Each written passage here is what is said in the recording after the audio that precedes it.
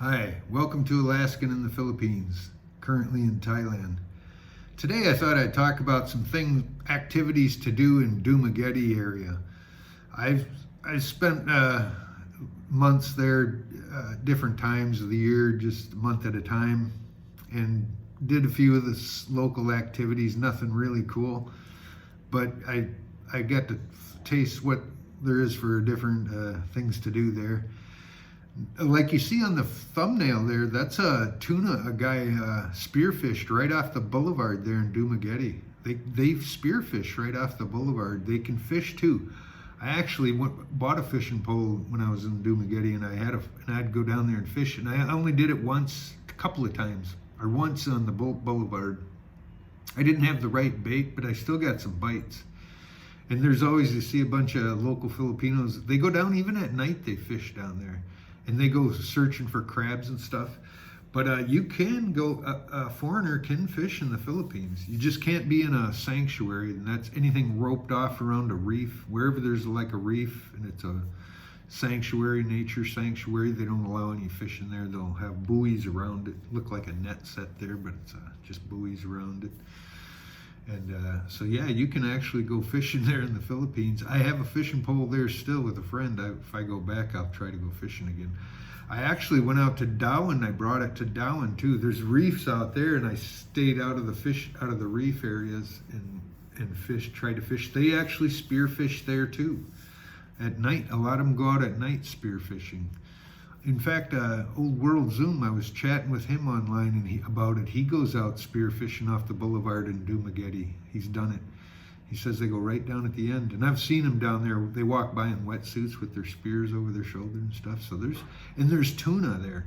When I was staying in the Bethel Hotel there, up on the second floor, you see right out over the water there in front of Dumaguete Boulevard.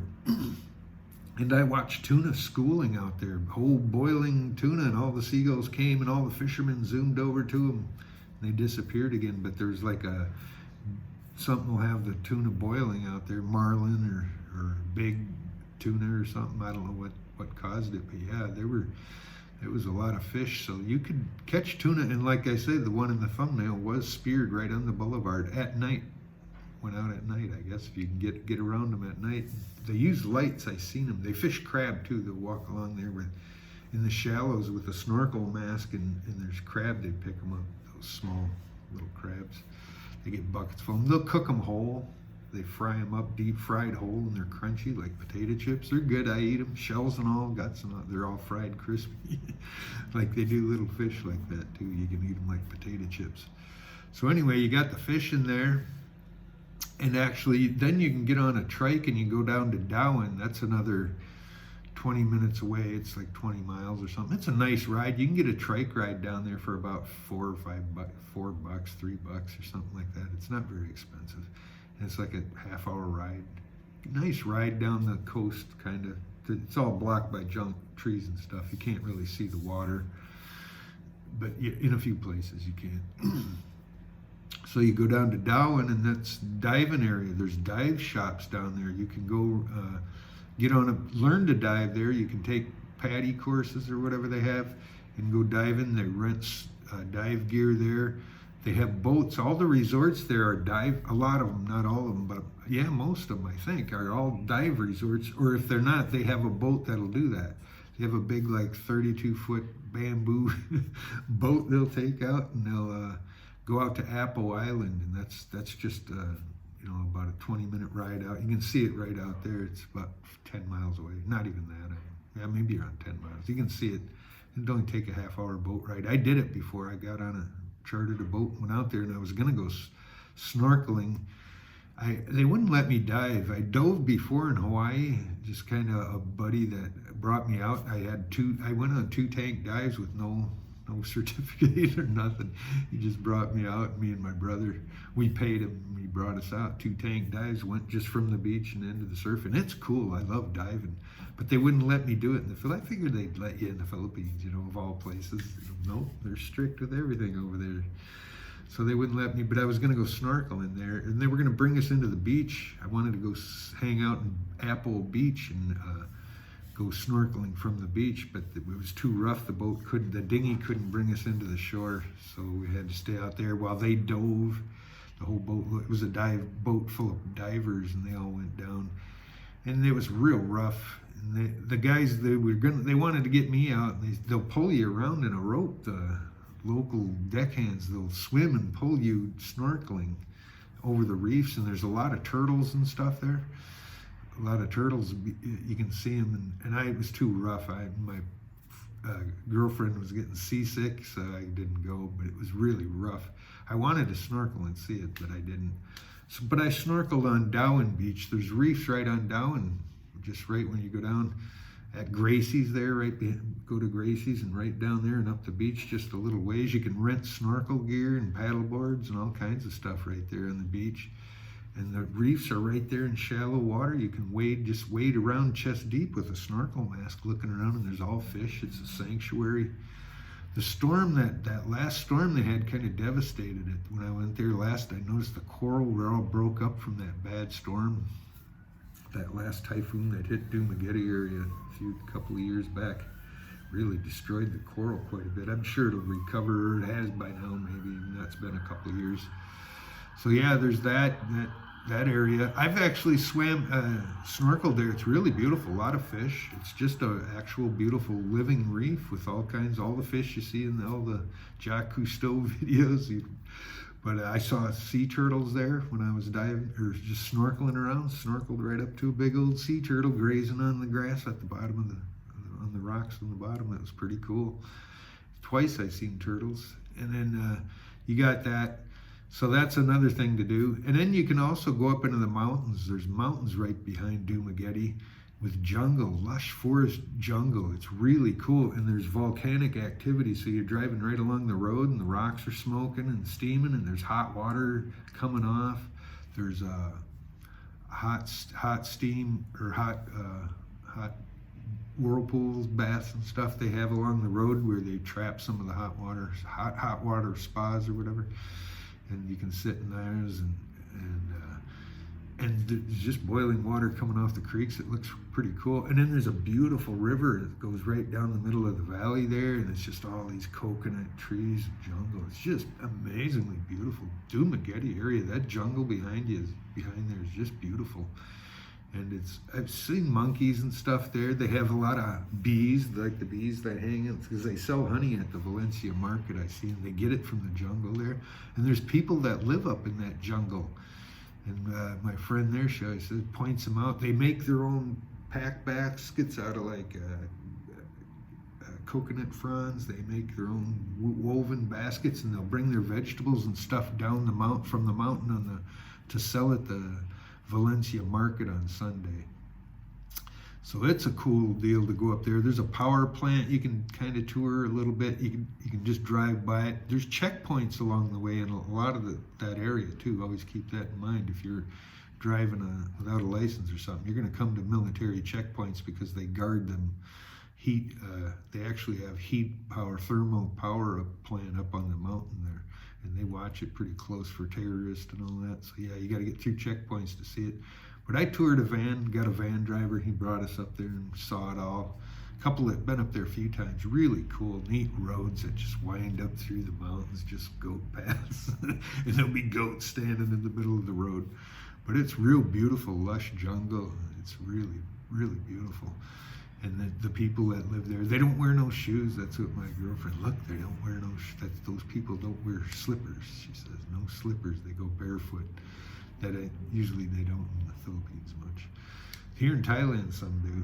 They go barefoot here, go working in barefoot. But anyway, that's another thing you can do. And there's all these biking clubs. You can get on Facebook and all that, and there's all these Dumaguete biking clubs. There's a club for about anything. I'm really not on Facebook. I just glanced at it through an old account I had, through a business account. There's nothing there for me. I really never was and never want to be a Facebooker. But yeah, there's bike clubs. I see a lot of the Filipinos do it too. They all get together on weekends, and they get their helmets and their spandex, and they take a bicycle ride up through some beautiful mountains and stuff. They'll actually climb the hill to Valencia. That's a hell of a tough ride.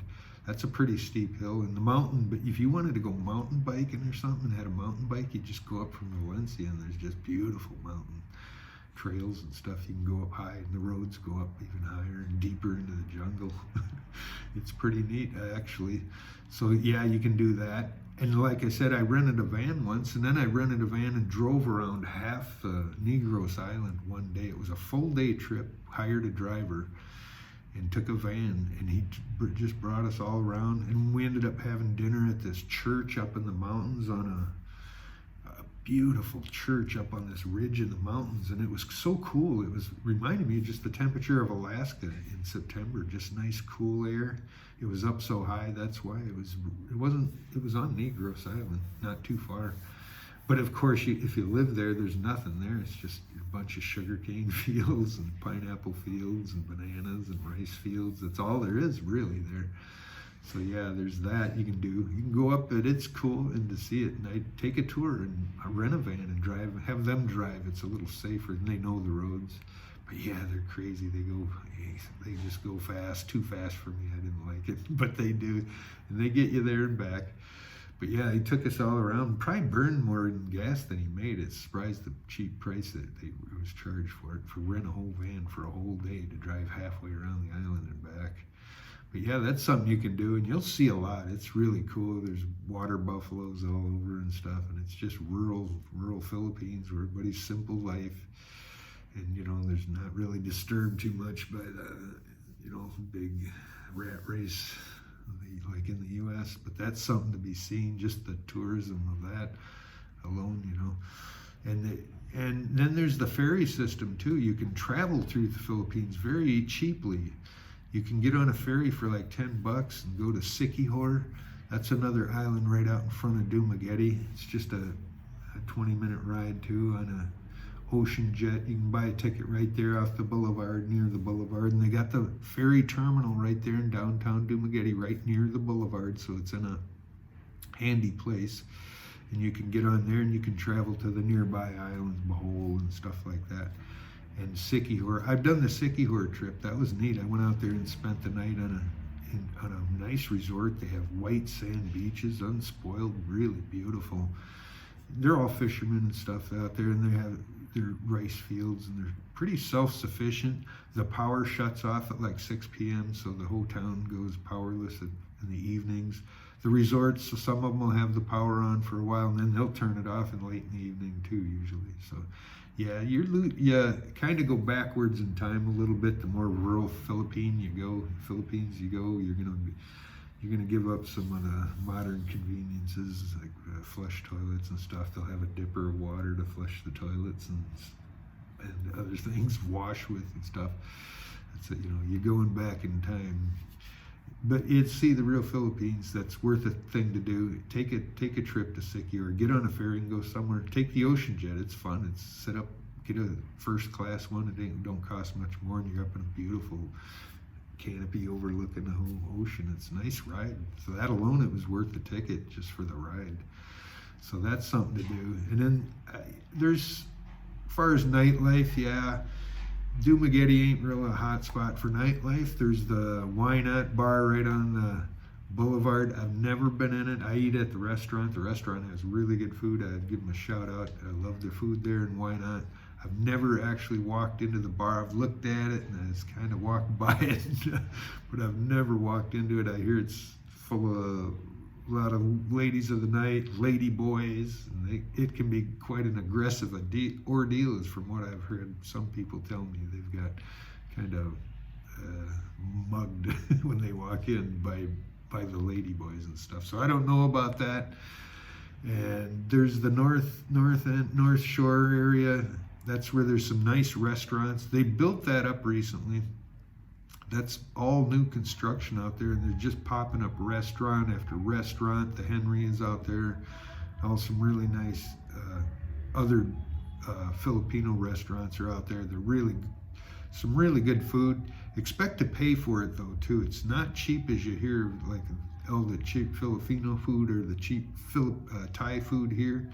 It's not that, so it's almost Western prices, but it is pretty good quality, real nice tranquil well put restaurants. You know, they're nice. They're up and have decks with trees growing through them and stuff. So there's that, and there is some bars out that end of it too. And I guess I hear they're getting pretty lively with the local crowd.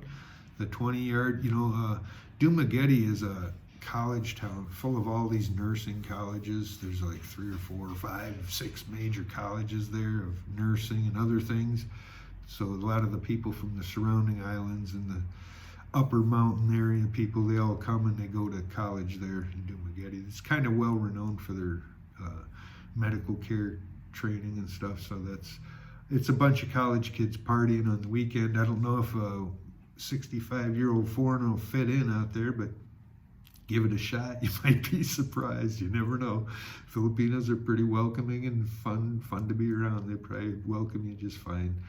But yeah, and there's just the walking on the boulevard for day-to-day activities. That's what a lot of the people do. In the mornings, they'll go down and walk. Everybody goes down and jogs. They set up Zumba where the women will all go down and dance, exercise to this music, thumping loud techno music that just blasts pretty loud too. And there'll be 50 of them down there working out, trying to lose weight and stuff. And all the women jogging on the boulevard in the mornings. And then by late in the morning, it gets too hot. You don't want to be on the boulevard. So everybody retreats from the boulevard pretty much. There's some shade trees. There's big acacia trees up there along the area you can sit into. So that's something you can sit out along there. And there's vendors selling water and stuff and peanuts and stuff going by. And that's where the balut stands are. So at night, that turns into balut stands. During the day, they're not there, but they all set up right at evening sets in, and they all go down and walk the boulevard again in the evening, and there's cotton candy, ice cream, typical balloons and things like in it. And you can buy barbecued chicken and stuff. And that's where the balut table's set up. There's a whole rows of them that just sell this balut and tempura. That's chicken eggs that are boiled, half developed. And then they'll dip them in sauces and stuff. They have vinegar sauces with spices, hot chilies and stuff in them. And that's a thing to do. They all go down. Even the young people will do it. They'll go down and sit, and they sit at these little tiny tables with little tiny chairs, and they're all eating balut and tempura. They cook tempura and balut, those two things. I don't know why just those two things, but those two things and those two things only. Usually vegetable tempura, like cucumbers, breaded and deep fried. But some of them they'll do shrimp and stuff too. So it's good, and it's really cheap. I used to do it. So that's a thing you can do in the activity at night. But yeah, there ain't a lot of other night activity. There's the malls. You can walk through the malls, and that's kind of a thing to do. They have food courts and stuff there too. So everybody will hang out at the malls too. That's a thing to do, especially when the power goes out or something there in Dumaguete. Everybody heads to the mall for the aircon.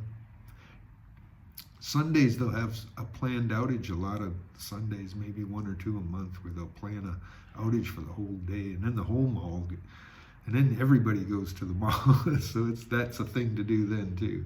So, but that's a day-to-day activity. You can go to the malls. The Robbins, there's 2, 3. They just opened a new one, I heard.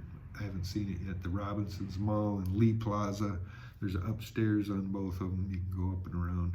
And they're pretty nice. Not that big, not by Thailand standards or anything, but it's something to do in the Philippines, and it's full of people. You get to fun people watch, if nothing else. But yeah, that's just a few of the things. And of course, you can always be a drunk, go to the bars. And there's coffee shops too. You can frequent the coffee shops and probably meet some other people. I see there's bars along the boulevard, and a lot of the expats hang out at those certain bars every day. You'll see them there during the afternoon and morning. And then there's coffee shops mixed in there too. You can go hang out at them too, which I never do. I'm really not a hangout in that kind of place. Any place kind of guy like that. I don't really know bar scene for me. And day drinking, no, I don't think so. And coffee, I drink my tea in the morning, and I'm done drinking tea for the rest of the day. Really, I don't drink any more than that. I have 2 cups, so something to consider. I might take that up here. I've been in a few coffee shops here in Thailand.